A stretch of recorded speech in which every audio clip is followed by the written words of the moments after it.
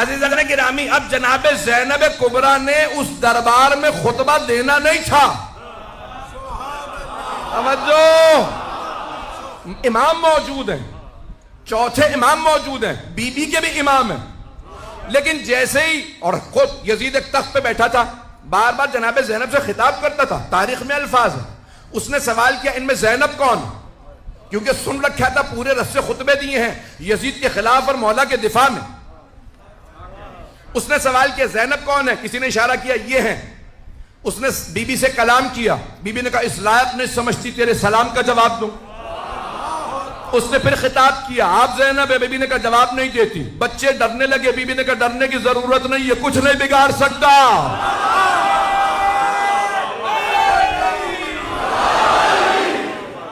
چلیے گا میرے ساتھ، میں پورا خونہ جگر دے رہا ہوں. پوری رات نہیں سویا ہوں، مسلسل پچھلے 4 ہفتوں سے سفر ہی کے اندر ہوں، اور مسلسل یقین مانیے مجالس کے علاوہ اور کچھ نہیں ہے. نہ کھانے کی اس وقت کوئی بھوک ہے، نہ سونے کی، صرف اور صرف مجالس پڑھ رہا ہوں. جو مطالب پیش کروں میرے قبول فرما لیجیے گا. اب ایک مرتبہ جب وہ بار بار خطاب کر رہا تھا نا، بی بی جواب نہیں دیتی تھی. جناب زینب نے اس نے پہلے کلام کیا، جواب نہیں دیا، بار بار کلام کیا، پھر سلام کیا، بی بی نے جواب نہیں دیا. تو تمام مسلمانوں سے سوال کرو کہ نبی کی نواسی کیا مسئلہ نہیں جانتی تھی کہ سلام کا جواب واجب ہے؟ نہیں ہے مجمع بھائی، تمام مسلمانوں سے سوال ہے، کیا نبی کی نواسی مسئلہ نہیں جانتی تھی کہ سلام کرنا مستحب، جواب دینا واجب ہے؟ اگر کہتے ہو کہ نہیں وہ مسئلہ جانتی تھی تو پھر مانو نہ اسے مسلمان نہیں مانتی تھی.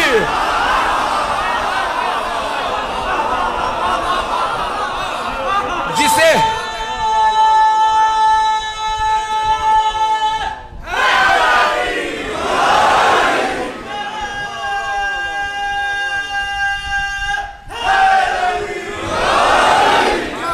توجہ فرمائی جانے کے رہا.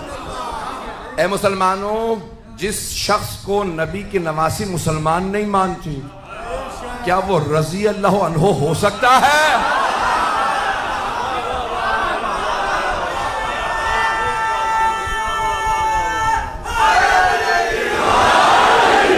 بات پہنچ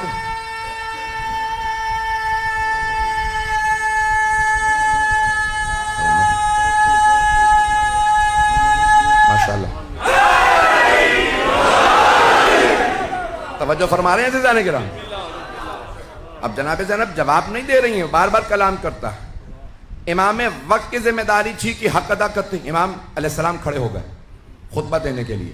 یزید نے فوراً جلاد سے کہا، فوجیوں سے کہا زنجیروں میں ہاتھ ڈال کے بٹھا دو، ان کو بولنے نہ دینا، خطبہ نہ دینے دینا. سارے مجمع نے کہا یزید یہ قیدی ہے، بولنے دے. کہا تم نہیں جانتے، انہیں بولنے کی اجازت نہیں ہوگی. جب مولا سجاد کو اس نے روک دیا، اب جناب زینب کبریٰ ایک مرتبہ قیام کرتی ہیں.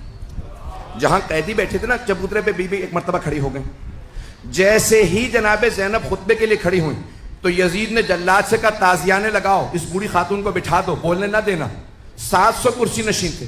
سب کہنے لگے یزید یہ بوڑھی ہیں، قیدی ہیں، رسیوں میں ہیں، خاتون ہیں، یہ کچھ نہیں کر سکتی، بولنے دے. یزید نے کہا تم نہیں جانتے، جب بھی ان کے خاندان سے کوئی بولتا ہے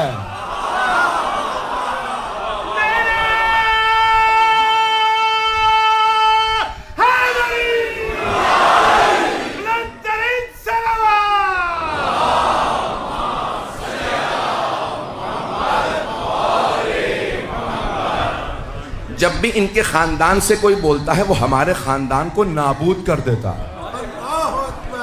یہ عام بی بی نہیں ہے، تم نہیں جانتے، میں جانتا ہوں ان کے خاندان کو. تو ایک مرتبہ سب نے شور مچانا شروع کیا، یزید کچھ نہیں کر سکتی، بولنے دے. ایک مرتبہ یزید نے زور دیا نہیں ان کو بولنے کی اجازت نہیں ہے، تازیانے اٹھا. اب جناب زینب نے سر اٹھایا، اب تک یزید کا جواب نہیں دے رہی تھی. بی بی نے سر اٹھا کے ایک مرتبہ یزید کو دیکھا، کہا یبنت طلقاء. طلقاء جمع ہے طلیق کی. طلیق کہتے ہیں جب دو افراد میں جنگ ہو، ایک دوسرے کو گرا کے زیر کر دے اور سینے پہ پاؤں رکھ کے کہ جا.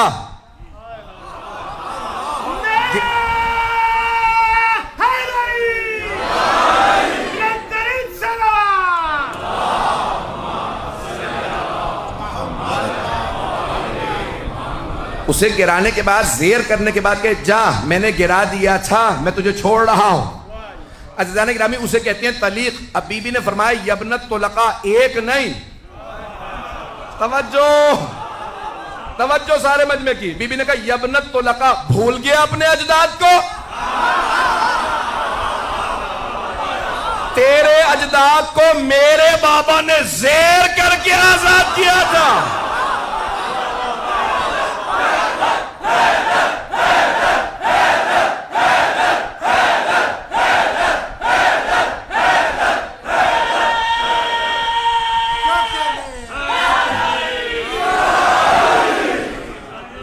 توجہ فرمائیں گے نا عزیزان کرام.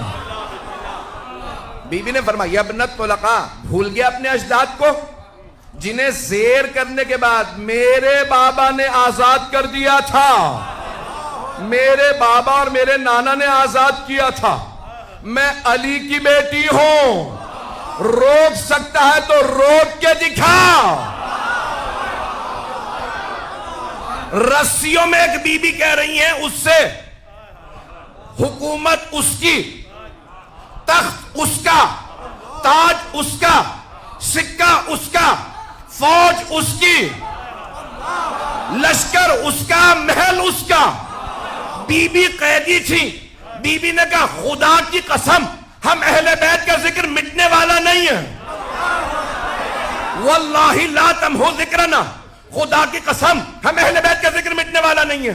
لوگ رونے لگے, ارے یہ رسول کی نواسی ہوتے ہوئے قسم کھا رہی ہیں. مٹ تو گئے, یہ بھائی مارے گئے, بیٹے مارے گئے, خود قیدی. وہ سمجھ نہیں رہے تھے نہ یزید کی حکومت رہے گی, نہ تخت رہے گا, نہ تاج رہے گا, نہ سکہ, نہ فوج. اسی شام میں یزید کی قبر کا نشان نہیں ہوگا. ہر جگہ لکھا ہوگا welcome to the city of Syeda Zainab.